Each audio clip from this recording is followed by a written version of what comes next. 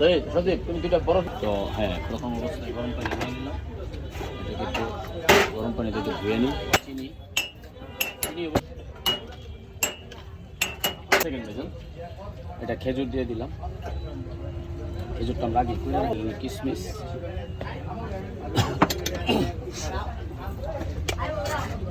এটা কাজু বাদাম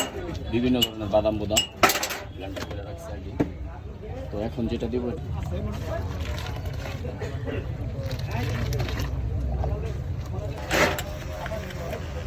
যদি মেশিন কি চার্জে আছে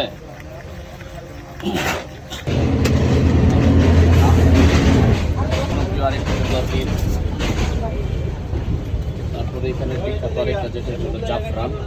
হ্যাঁ এটা হচ্ছে জাফরান তারপরে মধু দিয়ে দিই